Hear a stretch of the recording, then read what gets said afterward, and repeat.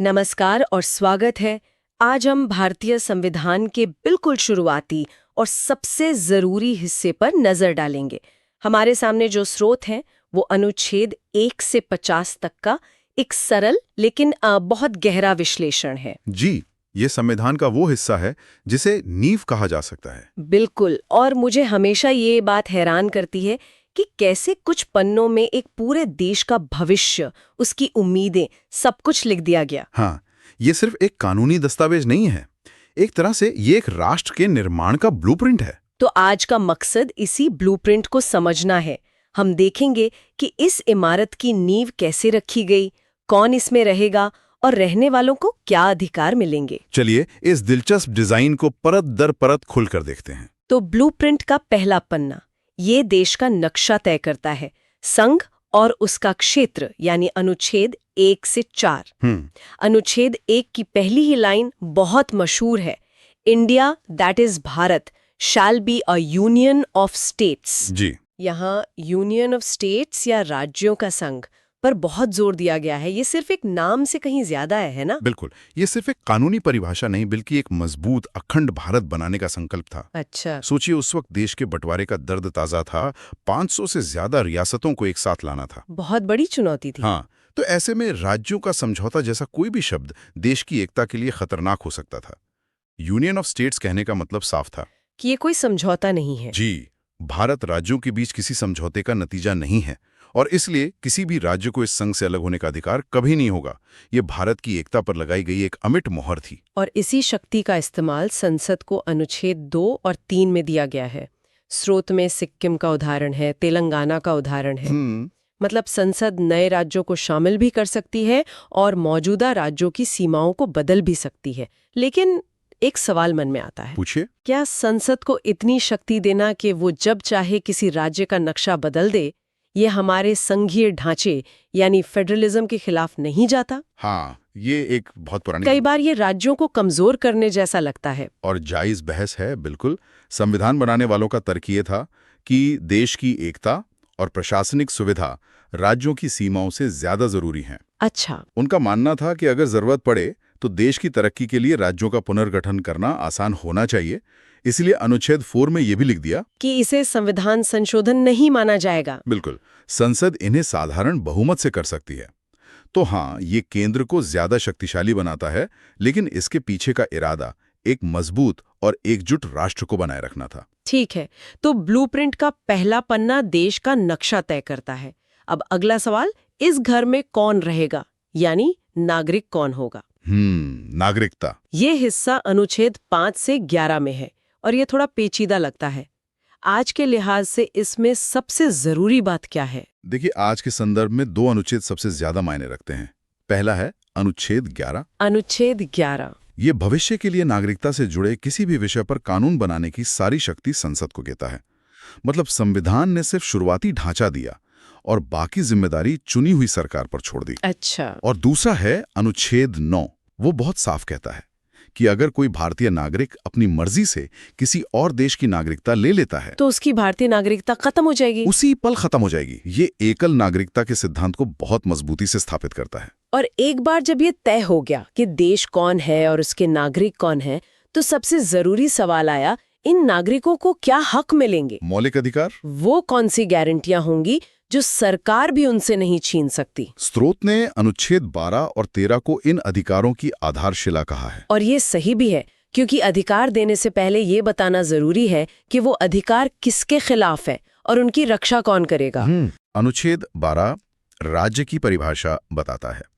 सरकार, संसद और हर वो संस्था जो सरकारी ताकत का इस्तेमाल करती है। फिर आता है अनुच्छेद 13, जो कहता है कि राज्य ऐसा कोई भी कानून नहीं बना सकता जो इन मौलिक अधिकारों को छीनता हो या कम करता हो। और अगर ऐसा कोई कानून बनता है तो वो उस हद तक शून्य यानी अमान्य माना जाएगा। मतलब अगर कोई सरकार बहुमत के दम पर कोई ऐसा कानून पास कर भी दे तो उसे अदालत में चुनौती दी जा सकती है। बिल्कुल, और यही वो शक्ति है जो हमारी अदालतों को दुनिया में सबसे ताकतवर बनाती है। अच्छा।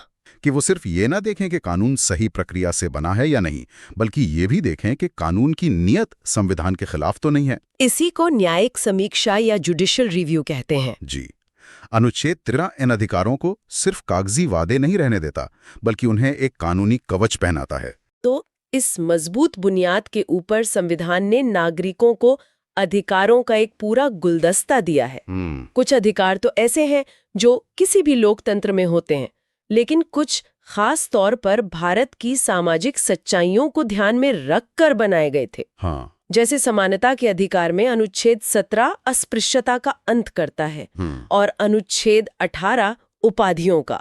ये बहुत क्रांतिकारी लगते हैं। पर ये क्रांतिकारी थे, बिल्कुल थे। यहाँ संविधान सिर्फ ये नहीं कह रहा कि सब बराबर हैं, वो समाज में बराबरी लाने के लिए हजारों साल से चली आ रही सामाजिक बुराइयों पर सीधा हमला कर रहा है। सीधा हमला। छुआछूत को एक दंडनीय अपराध बनाना या राजा महाराजा जैसी वंशानुगत उपाधियों को खत्म करना, ये सिर्फ कानूनी समानता नहीं, बल्कि सामाजिक बराबरी लाने की एक बहुत बड़ी कोशिश थी। ये दिखाता है कि संविधान निर्माता सिर्फ कानून नहीं, समाज बदलना चाहते थे। ये सोचना भी कमाल है। एक ही झटके में संविधान ने छुआछूत की प्रथा को गैर कानूनी बना दिया और दूसरी तरफ राजा महाराजाओं के सारे खिताब छीन लिए। एक तरह का सामाजिक भूचाल था। बिल्कुल। इसके बाद आता है स्वतंत्रता का अधिकार, अनुच्छेद 19 से 22। इसमें बोलने की आज़ादी से लेके कहीं भी बसने की आज़ादी है, लेकिन यहाँ अनुच्छेद 21 जीवन और व्यक्तिगत स्वतंत्रता का अधिकार सबसे ज्यादा ध्यान खींचता है। अनुच्छेद 21 शायद हमारे संविधान का सबसे जिंदा हिस्सा है। जिंदा हिस्सा? हाँ। शुरुआत में इसका मतलब सिर्फ जानवरों की तरह नहीं, बल्कि एक इंसान की तरह गरिमा से जीने से था। लेकिन अदालतों ने, खासकर मीनका गांधी मामले के बाद, उसने सब बदल दिया। इसकी व्याख्या को इतना फैला दिया कि आज इसमें साफ हवा में सांस लेने का हक, निजता का अधिकार, राइट टू प्राइवेसी, जल्दी सुनवाई का अधिकार, जैसी दर्जनों चीजें शामिल हैं जो संविधान बनाने वालों ने शायद सोची भी नहीं होंगी।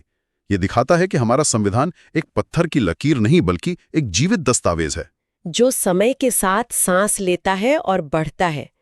और इसी का एक उदाहरण अनुच्छेद 21A भी है। हाँ। जिसे बाद में संशोधन करके जोड़ा गया, जिसमें 6 से 14 साल के बच्चों के लिए मुफ्त और अनिवार्य शिक्षा को मौलिक अधिकार बनाया गया। जी।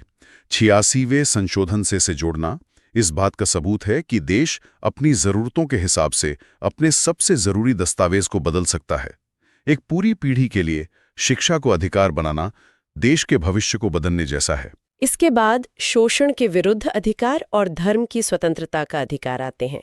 ये तो बहुत स्पष्ट है।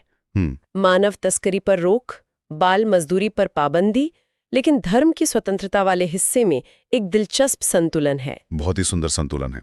अनुच्छेद 25 हर व्यक्ति को अपने धर्म को मानने, उस पर अमल करने और उसका प्रचार करने की व्यक्तिगत आजादी देता है। व्यक्तिगत आजादी। लेकिन वहीं अनुच्छेद 28 ये सुनिश्चित करता है कि सरकारी पैसे से चलने वाले स्कूलों में कोई धार्मिक शिक्षा नहीं दी जाएगी। अच्छा। को भी मजबूत करता है। मतलब भारत में राज्य का कोई धर्म नहीं होगा, लेकिन हर नागरिक को अपना धर्म मानने की पूरी आजादी होगी।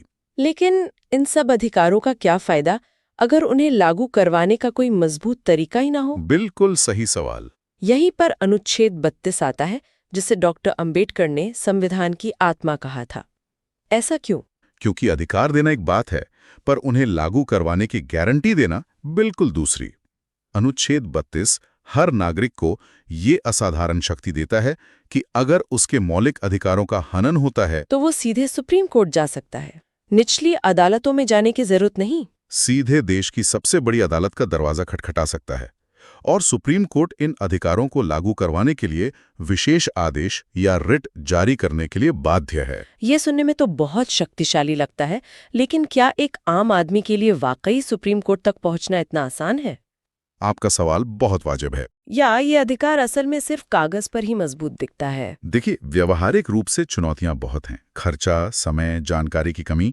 लेकिन इस अनुच्छेद का महत्व व्यवहारिक से ज्यादा सैद्धांतिक है। यह एक गारंटी है। यह सरकार को एक संदेश देता है कि नागरिक अकेला नहीं है और उसके अधिकारों की रक्षा के लिए देश की सर्वोच्च अदालत खड़ी है। इसके बिना बाकी सारे अधिकार खोखले और बेमानी हो जाते हैं। बिल्कुल। तो अब तक हमने ब्लूप्रिंट में देश का नक्शा देखा, उसके नागरिक देखे और उन नागरिकों को मिले अधिकार देखे। अब हम संविधान के एक अलग हिस्से में प्रवेश करते हैं। नीति निदेशक तत्व। राज्य के नीति निदेशक तत्व यानी डायरेक्टिव प्रिंसिपल्स, जो अनुच्छेद 36 से 50 तक हैं। स्रोत कहता है कि ये अदालत द्वारा लागू नहीं किए जा सकते। तो फिर इनका क्या महत्व है? इन्हें संविधान में रखा ही क्यों गया? इसे ब्लूप्रिंट के नजरिए से ही समझिए। अगर मौलिक अधिकार वो नियम हैं जिनका घर में रहने वाले हर सदस्य को पालन करना है, रूल्स ऑफ द हाउस, छीननी, जबकि निदेशक तत्व सरकार को बताते हैं कि उसे क्या करना चाहिए, जैसे सामाजिक न्याय लाना, पर्यावरण की रक्षा करना, समान काम के लिए समान वेतन देना। मतलब ये सरकार के लिए एक नैतिक कंपास या एक टू डू लिस्ट की तरह है। बिल्कुल, आपने सही शब्द इस्तेमाल किया, टू डू लिस्ट। ये कानूनी तौर पर बाध्यकारी नहीं है, लेकिन ये देश के शासन के लिए मौलिक हैं।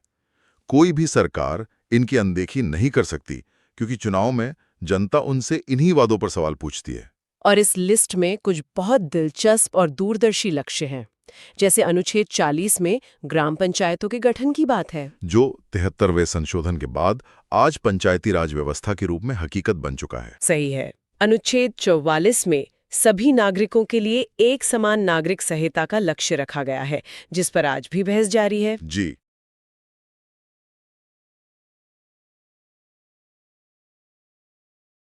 और अनुच्छेद 50 में न्यायपालिका को कार्यपालिका से अलग करने की बात है, जो एक स्वस्थ लोकतंत्र की नींव है। जी, ये देश के लिए एक दीर्घकालिक विजन है।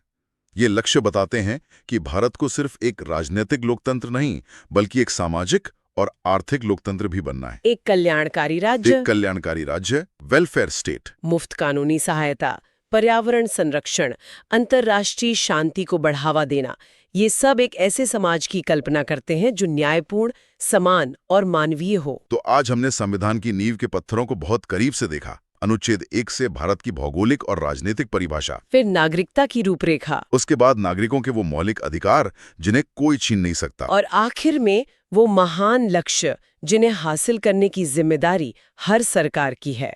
और सबसे दिलचस्प बात यह है कि इन दो हिस्सों, मौलिक अधिकारों जो आज की कानूनी हकीकत हैं और नीति निदेशक तत्वों जो भविष्य का नैतिक सपना है, इनके बीच का संतुलन, संवाद और कभी-कभी टकराव ही भारत की पूरी संवैधानिक यात्रा को दिशा देता है। ये एक दूसरे के पूरक हैं। बिल्कुल। और एक बेहतर भारत बनाने की रास्ते पर मिलकर काम करते हैं। इस पूरी चर्चा के बाद एक सवाल सोचने पर मजबूर करता है। एक तरफ संविधान अनुच्छेद 25 से 29 के तहत धार्मिक और सांस्कृतिक विविधता की रक्षा की पूरी गारंटी देता है, जो भारत की पहचान है।